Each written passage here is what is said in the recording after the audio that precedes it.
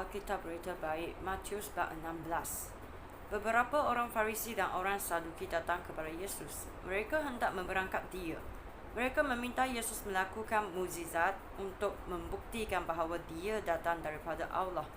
Yesus menjawab, apabila matahari terbenam, kamu berkata, cuaca baik kerana langit merah. Pada pagi hari, kamu berkata, hari akan hujan kerana langit merah dan gelap. Kamu dapat meramalkan cuaca dan melihat keadaan langit, tetapi kamu tidak dapat memahami hal-hal yang berlaku pada masa ini. Alangkah jahat dan derhakanya orang zaman ini. Kamu meminta aku melakukan mukjizat, tetapi satu-satunya mukjizat yang akan ditunjukkan kepada kamu hanyalah mukjizat Nabi Yunus. Setelah berkata demikian, Yesus meninggalkan mereka lalu pergi dari situ. Apabila pengikut-pengikut Yesus menyeberangi tasik, mereka lupa membawa roti. Yesus berkata kepada mereka, berhati-hatilah dengan ragi orang Farisi dan Saduki. Mereka mula bercakap sesama sendiri. Dia berkata demikian kerana kita tidak membawa roti. Yesus mengetahui apa yang dipersoalkan mereka. Dia berkata, mengapa kamu mempersoalkan hal tidak membawa roti? Kamu kurang percaya kepadaku. Adakah kamu masih belum mengerti? Tidakkah kamu ingat bagaimana aku membahagikan 5 ketul roti untuk 5,000 orang? Berapa buah bakul lebihan makanan yang kamu kumpulkan? Bagaimanakah dengan 7 ketul roti yang aku bahagikan untuk 4,000 orang? Berapa buah bakul lebihan makanan yang kamu kumpulkan? Mengapakah kamu tidak faham bahawa aku tidak berkata-kata tentang roti? Berhati-hatilah dengan ragi orang Farisi dan Saduki.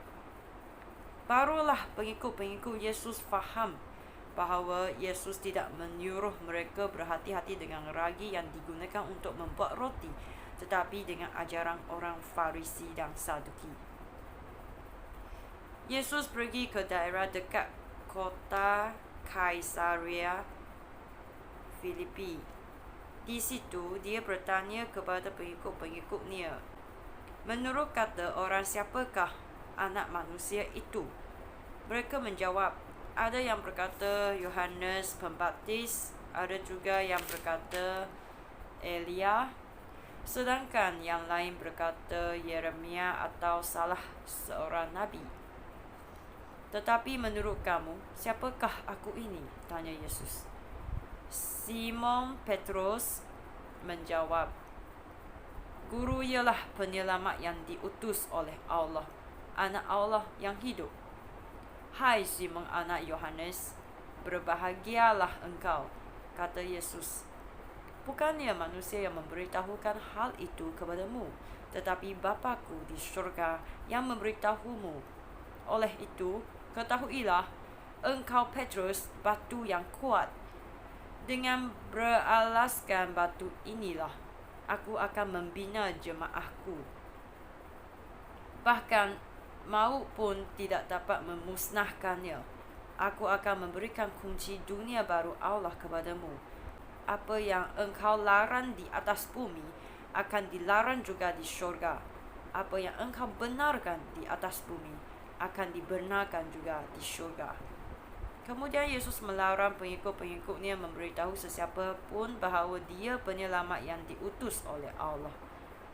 Sejak itu, Yesus mula berkata dengan terus terang kepada pengikut-pengikutnya, aku harus pergi ke Yerusalem dan mengalami banyak penderitaan yang disebabkan oleh para pemimpin masyarakat, ketua imam dan guru Taurat.